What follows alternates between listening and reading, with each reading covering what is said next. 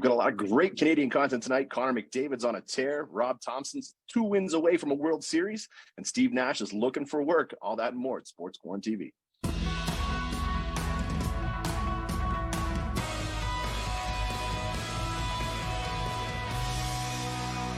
What's up, everybody? Welcome to another episode of Sports QuaranTV. Chris Dobson, Gerry Green. Good to see you again, buddy. I know you were off last week. We've got a great show tonight. I'm traveling a bit. I'm doing this show from a hotel room here, but overall, but yeah, we've got a lot of great content to cover tonight. We are going to start in the Quebec Major Junior Hockey League as always, because hey, the terrific 12, if you will, from the CHL top 10 scoring and all the honorable mentions and their top teams came out. And the Moncton Wildcats, don't look now, are an honorable mention on that list. And I mean, we had a chance to talk to Adam last week about the Wildcats and how well they're doing. But is this a surprise to you? It's hard to gauge from year to year, Chris. And is it the other portion of the division not playing very well, so that then elevates the Moncton Wildcats? The Moncton Wildcats, don't get me wrong, have an 8-3-1 record. They've collected points in their last 8 games. They're 7-0-0-1. So something has to be said about that. But you do have a much weaker Maritime division than you did have in the past. So Halifax sits just ahead of them by 2 points, Chris.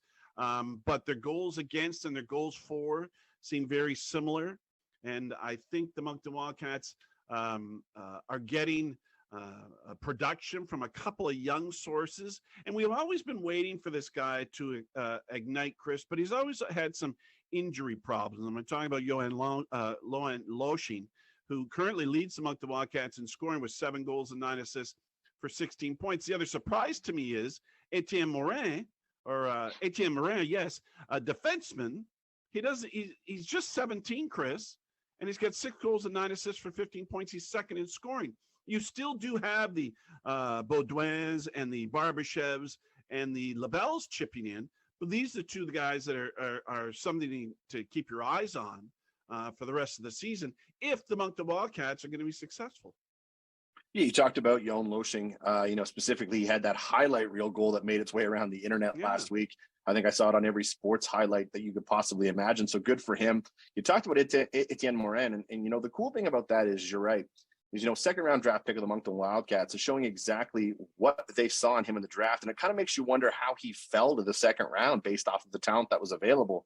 And, good to see the work ethic paying off, and Richie Tebow and the scouting staff doing a great job there. But overall, if you look at what this team on paper, don't forget Vincent Fillion's starting to look great between the pipes too. And I mean, there was a lot of question marks surrounding what he was going to look like and whether they were going to share the workload. And it looks like, he's finally starting to emerge as their number one guy. But yeah, this Wildcat team, it's no slouch. And I mean, I don't think this is something that's going to go away. I think they're working hard. I think they're all playing very, very hard for Coach Lacroix. And I think everything going well for the Moncton Wildcats right now. I don't think this is just a flash in the pan either. I think this team is good. I think this team's the real deal. Now, can they compete with the likes of the Halifaxes in the queue? I mean, Halifax has been bitten with the injury bug, and they're a very good team. I still think this is their division to lose. But at the same time, it's just a matter of time. Do you think the Halifax Mooseheads can compete with the likes of the Sherbrooks and the Quebecs in the Quebec Major Junior Hockey League? Yeah, that is the big question. And it comes down to, for me, defense. Moncton is playing some good defense. They're ranked 7th in the league with a goals against of 3.02. Halifax is number 5 at 2.70. So you need the defense, first of all. And they're both getting adequate goaltending. Fillion has stepped up his case, but that Jacob Steinman has been playing well and asked to come in for the Moncton Wildcats as well. So those are 2 things to consider. But when you consider this, Chris, the Quebec Rampart, number 1 in the league, tied for number 1 with Sherbrooke with 25 points, 12-1-1. They're number 1 in goals against, Chris, at 1.84 and a team save percentage of .936. They've given up 26 goals in just 14 games. And guess who's second? Sherbrooke at 2.33. So that's a big drop off when you talk about 2.75 Halifax and 3 goals against for Moncton. Defense is the key that's going to win. And both of those teams, Sherbrooke and Quebec, certainly have it. But when you compare in the Maritime division, Halifax is a +11 and Moncton's a +8 when it comes to goals for and goals against. So they have been comparable, but Halifax has not seen Zachary Leroux yet. And so that would be a good shot in there. The Zachary Leroux conversation is a good one too, because a lot of questions were surrounding whether that injury bug or where Halifax is going to sit. on whether or not he'd be a possible trading piece of the deadline. And now it looks like they're going to add. I think they're going to try to make a run with these guys. I think they can compete. You know, the Mooseheads every couple years seem to figure out this pattern where the rebuild structure is figuring it out. Look, I tip my cap to everything going on Bobby Smith and everybody over there. But yeah, I think I agree with you. I think the Halifax Mooseheads are for real. I don't think they're a slouch, and I think they can go. Look, Quebec's going to be a tough challenge for them down the road. You talked about all their numbers, but yeah, I think Halifax is going to represent well. But again, I'll be really curious to see what happens over the next month and a half come through with, of course, the break and then the trade deadline. You know, we'll be keeping our ears clear post to that. Chris, just one more footnote to that is that if you can get out to a rink and see this Jordan Dumas, he's worth the price of admission. He's a second round or a third round pick from Columbus, and he's second in scoring in this league. And he's only 18 years old and a tremendous talent. I fully agree. You heard him. Go check it out. If you get to a rink, make it happen. Let's transition leagues, though. Let's talk about the National Hockey League. And of course, we've got to start with Connor McDavid. He's an absolute freak right now. 11 goals in 10 games. I don't know if this is something that, you know, it's going to sustain. Everyone's already talking about, you know, where is the line for him? Where is it going to end? But look at what Connor McDavid's doing. And I mean, I feel bad. Look at Jack Campbell. I mean, the Oilers are winning games, and I think he's got like an .898 save percentage. Didn't Matthews win the most valuable player last year too, as well as the score? The Rocket Richard. Yeah. Richard, didn't he? Yep. That might be a little burr in the saddle of McDavid, I would think. And he's never scored 50 either. Remember that. I know. He's never scored 50. But the thing about the Edmonton Oilers, and all about, you know, Connor McDavid's success, but I want the Oilers to be better. And the Oilers have two different goalies this year, of which one of them's Campbell, and Skinner seems to be playing well for them in the nets, but they still have a goals against a 3.20, Chris. And I know it's early. I know we're only 10 games in. They're scoring over 4, but they're allowing over 3. They're not playing very well at home, but they're 7-3. But all 3 losses have been on home ice. They're only 4-3 at home. So I think that's got to improve, and the leadership of Connor McDavid could make that happen. But again, early stages, small sample, but I'm loving what you're saying about Connor McDavid, and I think that extra jump in his step, I think he wants to prove something to everybody about his abilities and where he stands in the NHL. You made a comment during that Connor McDavid speech, which is a great segue to where I want to go, and that is 10 games in. Is it only 10 games in, or it's 10 games in? And now one of my favorite things to do is talk about Maple Leaf fans and watching them implode internally right now with everything going on.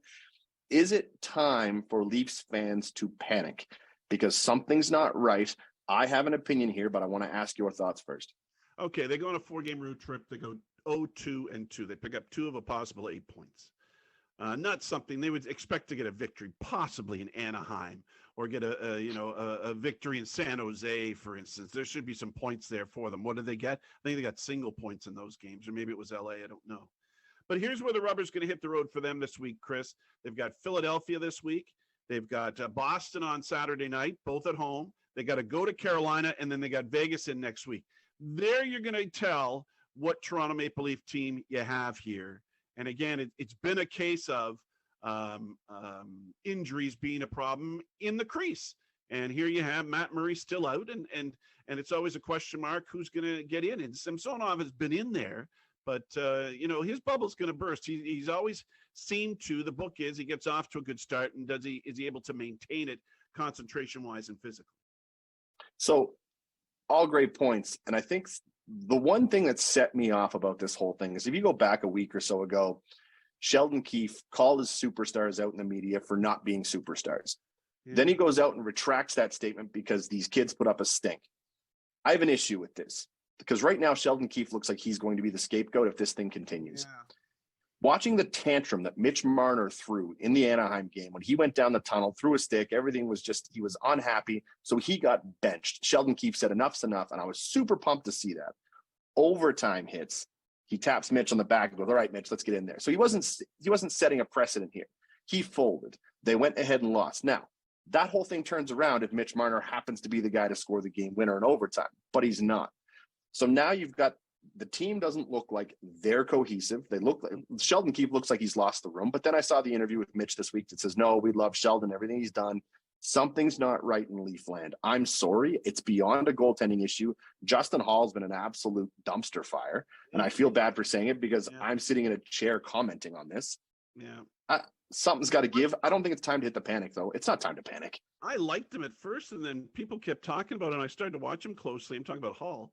And he's terribly nervous back there. But part of it could be, Chris, the consistency of the lineup, because based on the money that's available and who's injured and who's not, who's on long-term and who's not, then you get your Cliffords and your Simmons in, and then you take out Robertson, or you take out somebody else. There's no consistency to their lineup, and it all comes back to the money they spent on the big four, Right. and how it handcuffs them to put a decent lineup together, a consistent, decent lineup every night. Well, don't forget, too, Austin Matthews is a free agent at the end of this season. Now, all signs point to he's going to re-sign in Toronto, but you've got to remember, if this thing goes completely sideways, who knows? Anything's possible. Anyways, we've got one more topic. We've got less than a minute. I want to talk to you quickly. The Jets. Are they better than you thought they were going to be, or is this just the start? Is this a mirage? What's going on here? The two things that they put together, or the changes that they made during the offseason, Rick Bowness behind the net, and they added Sam Gagner. Sam Gagner's been all right. He scored 3 goals so far. Rick Bowness hasn't been behind the bench. He's been dealing with COVID, and he's had some dizzy spells, and his health has not been good. Scott Arniel has been filling in for him, Chris. But you still have, I think they're buying into the defense, and Connor Hellebuck is playing very well. He's got great numbers at 2.41 and a save percentage of .931, but he's only 4-2. And you have a defenseman in Josh Morrissey leading them in scoring with 8 assists. He's got 8 points. Now, Scheifele's got 6 goals, but that's all he got. He got no assists. He's got 6 goals. They need Kyle Connor to pick it up, Chris. 50-goal scorer. He's only got 1 goal thus far in their first 10 games. You've heard the man, but Gerry, we got to move on to the World Series. Phillies up 2-1 in the World Series as we record this show right now, with a blowout in Game 3 at 7-0. Does this surprise you? Of course it surprises you. You didn't think Philadelphia was going to get out of the first round. I can't believe they beat St. Louis. Let's go back there. They have been impressively exciting to watch. And as they say, it's not always about the record. It's about how you're playing and the momentum that you have. And I hate to say this, Chris, not that I haven't been a fan of Harper, but my goodness, he's leading the team. He's leading them not only with his performance at the plate, but you can see the enthusiasm and the excitement that he has for everybody, and the whole bench is lit up. It's going to be tough for Houston, but again, here we are. There's 2 more games to be played, including one tonight in Philadelphia. Houston just has to win one of those and try to get the series back to Houston and level this out again. But I don't think there's any momentum in baseball, Chris, from game to game. There's new pitchers in. The whole game changes with a new starting pitcher. And so I don't think there's any momentum for Philly, but the fans certainly do propel the Phillies to perform to the top of their abilities. So at this point, and I'm just going to ask you as a fan of the game, forget everything else. You've been around a lot of baseball. You've been a lot of ball diamonds. Is there a chance? Do you think Houston, honestly, in your heart of hearts, do you think Houston come back and win this thing? They said it before this series started that was one of the most lopsided since 1906. Now, consider this. The Philadelphia Phillies wouldn't have been in the playoffs last year because we had the 3rd wild card. That's why there's such the lopsidedness. They were talking about the Cubs from 1906 against the White Sox of 1906. There was an 18 or 19 game difference between the two, and the White Sox ended up winning, very much similar to what looks like could happen here. The strength of confidence, Chris, is what makes me favor the Phillies. And the fact that they have a Canadian manager that came in halfway through the season and seems to be pushing the right buttons when it comes to pitching. You can throw that lineup out there. You can't go wrong with that. They all seem to be red hot with the bats.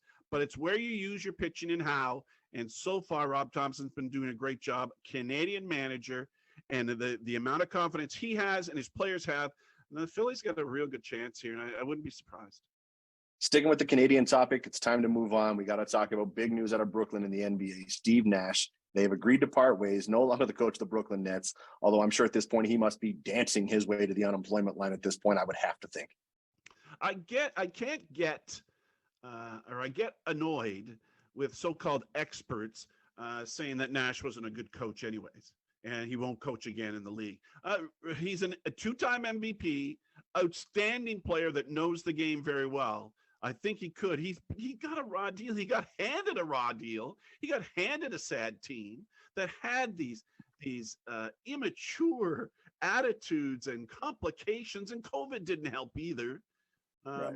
but he's going to be grateful to be out of there. And the fact that they're talking about the lad that Boston suspended for a year 40 days ago, suspended for a year for for activity off the court with a possible employee, and now Brooklyn's going to hire him. Does the NBA have any say in this? This is running wild. It's like Brooklyn has become, the Nets have become a joke. Call it what it is. It's a joke, Chris, but a constant topic, and maybe the merchandise is going out the roof, and so the NBA says, "We'll just leave them." Everybody's loving that they're the bad boys, and their merchandise is selling like crazy. Steve Nash will be hired again at some point somewhere. I'm not even questioning it, but let's keep it Canadian. We got to talk about the Raps. The Raps are over 500, but I want to get your question. They've had the hardest schedule so far, bar none, in the league. Who have you been most impressed by? On the Raptor squad? I thought well, you got to go with Siakam in regards to, he's 14th in scoring in the league, averaging 26 points a game and getting his 9 rebounds, his 8 rebounds and his 9 assists. He's MVP type season, man. That's Scotty Barnes. The fella, he makes you, he always seems to have a smile on his face. He's a lovable fella. And OG Anunoby, I don't think they've tapped enough into him. I think they need to get him more into the flow of things. And they've been doing some of this without Van Fleet in the lineup, which I find is fascinating. And I think they had Siakam playing guard the other night against Atlanta, and they put 130 on the board. The thing I like about the Raptors, they're ranked 4th in defense. They allow about 106 points per game, Chris. They've got a couple of good games or tough games this week. They're in San Antonio and Dallas, and both of those teams average over 117 points. So that'll be interesting on the road, see if they can play their defense. And I'm liking what I'm seeing. And again, Chris, ever since they won the championship, I've not watched more basketball than I have since then. I'm enjoying basketball, and I'm enjoying the Raptors every night. And I think it's because Nick Nurse is at the controls. I fully agree. I think a lot of people and a lot of Canadian basketball fans, when the Raptors won the NBA championship, I think you saw an entire uprising of new basketball fans jump up in Canada. And you said it yourself. I mean, you watching more now, you're not alone in that. So either way, I love it. We got to talk NFL quickly. Trade period just came and went. Is there anything, we're going to start with last week's game, anything that kind of stood out for you or anything you want to talk about from last week? Oh, from last week. I don't know. I love the fact that the so-called experts, I think it was Monday night, the Browns were hosting Cincinnati. And this is the way the season for me has gone overall. I like to put money on games a little bit, Chris, but I've been so confused about who's good and who's bad, and everybody's playing 500. The Browns were horribly underdogged at home against Cincinnati, and they put the boots to the Bengals. And I watched the game, and it wasn't a fluke. It was 32-13. All the experts had picked Cincinnati, and they were 3-point favors on the road. That's what kind of season it's been for me. And so that was a game that kind of intrigued me in regards to how many experts were picking that Browns aren't going to win that. Are you crazy? They're not winning that. And don't forget too, like the Browns are 4 or 5 weeks away now from the return of Deshaun Watson too. Like they're about to get their QB at the helm. I'll be curious to see where that comes up. But the Browns thing was weird for me. But there's a topic here that it's really, we were thinking about it and it came up, and that was outside of Denver, who did get a win this week in London. Yeah. Outside of Denver, who else has been a disappointment for you? Well, I'm not going to steal your thunder here, but since Brady left New England, Chris, I just thought Belichick would recover and do what he does. He always has a good defense. He always finds diamonds in the rough that it can be a good receiver, a good running back to go with their rookie quarterback. But it just hasn't happened. They're 4-4 now in a tough division with the Jets and the Bills and Miami. So that's part of it. But Bills just lost the luster for me a little bit. Yeah. Well, you know what? Now there's a bit of a QB controversy in New England as well, or at least they're pretended to be, with Mac Jones going out and then Zappy coming on in. But overall, I agree with you there. To me, it has to be, and again, I've got 60 seconds to go here. Got to be the Colts. Yes. Absolute trash. Matty Ice. Done. They've put him on the shelf. Sam Ellinger, it's his time to come on in, looking for a win. A lot of people talked about how he looked composed. He looked good in his first game. At the end of the day, he didn't throw a touchdown. So I don't care how good you are. Yeah, sure, you didn't. No, I have a problem with that. Of course, the Colts then went ahead and traded Naheem Hines to the Bills. I'm actually okay with that. Good for Naheem. He's great for the community, an absolute stud in Indy. I was sad to see him go, but great for Buffalo to pick him up, and good for him to go out and potentially earn himself a World Series ring. Jim Irsay's got to do something. I think Frank Reich's the guy. They just fired their OC. I don't know how it's all going to play out, but as a Colts fan, I'm getting very discouraged. So we're going to see what's going to happen. Well, Jerry, this has been great, but as always, all good things must come to an end. It's time for the wrap, and we're going to start with the CFL because the playoffs are kicking off this week. Give me an update. What should we expect, and what should the fans expect? I love the CFL, Chris. That's why I like to rap about it at all times. The East and West semifinals go this weekend. Hamilton, have finished 8-2, goes to Montreal to take on the Alouettes, who are 9-9. Meanwhile, the strength is in the West. Calgary and BC both finished at 12-6, but BC got the head-to-head nod, so they're going to host the Western semifinal. The winner of that goes on to take on Winnipeg, who finished at 15-3. That'll be in the West final next weekend. And Hamilton, Montreal, they'll take on Toronto, who finished top in the East at 11-7. If you didn't know, the 109th Grey Cup happens November 20th in Regina. Ottawa, Edmonton, Saskatchewan did not make the playoffs. I still don't understand why the CFL is going head-to-head on Sunday against the NFL. Vladdy Guerrero's in the news, Chris. Explain why. For the first time for a player in his position for the Toronto Blue Jays, Vladimir Guerrero wins a Gold Glove. Now, what's really cool about this is, don't forget, this 23-year-old, when he started out, he started his career at third base and then transitioned over to first base in 2020. But either way, congrats goes out to Vladdy Guerrero Jr. Huge win. But what's really cool about this, too, is that there was 4 other of his teammates who were also finalists for this award. You had Barrios, you had Chapman, you had Merrifield, and you had Jackie Bradley Jr.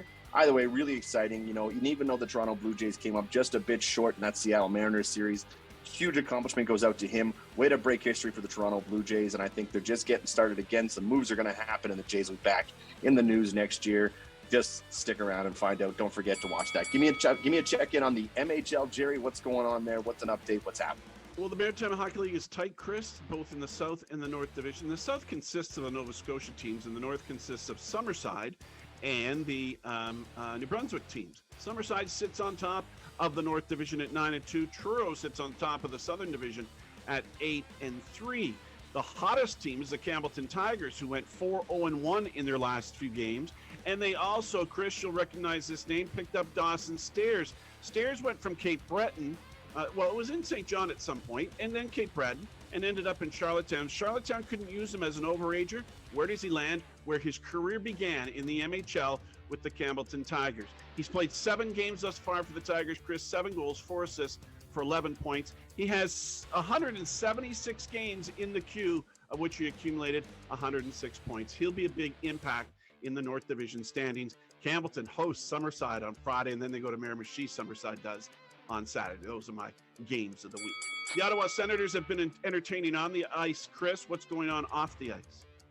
Well, as it stands right now, is there officially a sign in the front lawn? No, but all signs point to the Ottawa Senators are for sale with a reported value of about $655 million. Now, the reason this is interesting is because when you throw it to my next wrap topic, I'm going to find a way to link these two. But overall, if you look at how this is done, there's a lot of questions that have come out of it. And that is, one, who is overseeing this potential sale? And that is, it looks like the Senators have been in talks with, they've entered into an agreement with a New York-based firm to assess the value of the franchise and explore a potential sale.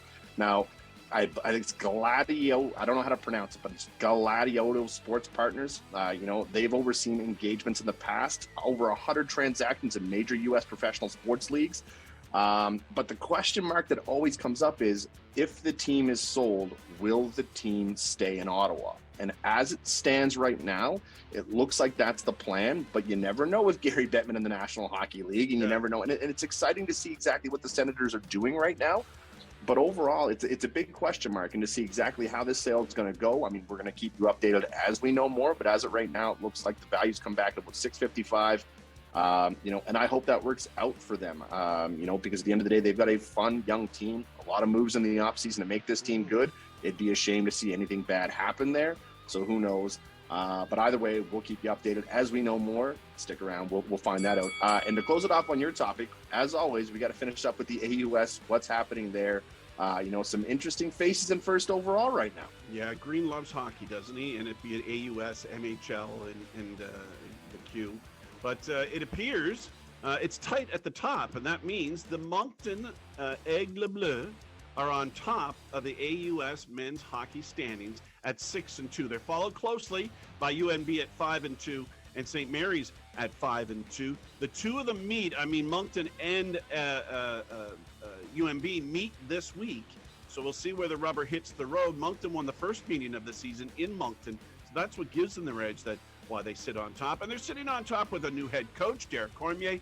And they're sitting on top with a familiar name from Moncton Wildcat days, Mika Sear. 8 games. He's got 5 goals and 4 assists for 9 points to lead the Aigle Bleu. Games to watch this weekend. UNB is at PEI, and then PEI plays in Moncton as well this week. Chris, another sale to tell us about. This one from the NFL. Why don't you link it for us? Well, this is exactly what I was referring to in my last comment. And this just goes to show the gap difference between the sales of professional sports franchises. Because as it stands right now, again, this is not official either, but it looks like after all of the media and all of the social nonsense that's taken place with Dan Snyder and the Washington Commanders, it looks like the team is for sale. They have hired, Dan Snyder's looked into the Bank of America and reportedly has hired them to get him the value of his franchise, which right now is estimated at about $5.6 billion. Yeah. So, you know, if Dan Snyder could move that $0.6 billion, he could buy the Ottawa Senators franchise himself. But overall, this is a big question mark, and that is there's been a lot of scrutiny with Dan Snyder. And of course, don't forget, going back a couple weeks, he's made it very clear that he has a lot of dirt on Roger Goodell and a lot of the other owners in the league. So now it's a matter of playing chicken with the other owners. But what would be wild, Jerry, is think about this, because he strikes me as the kind of guy who doesn't care. He will do anything he wants to whenever he wants to, and there's nothing anyone's going to force him to do. Imagine this. Imagine he sells 30% of that franchise to somebody he knows. That way there, he still keeps majority as an NFL owner, but still makes about $2 billion back in return. Either way, again, another story we're going to keep an eye on because this one's been in the news for a long time. This one excites me a little bit, though, because, again, the Commanders with their new name and everything that's going on there, who knows what's going to happen. But 2 professional sports franchises up, huge gap when it comes to money. Either way, both of them for sale. We'll see exactly what happens. Jerry, this has been a blast to do from you. I know I've been on the road and I've been traveling, but I'm glad we could get together again this week. It's good to see your face. Thanks to everybody for tuning in. We hope you've enjoyed it. We will see you all next Thursday.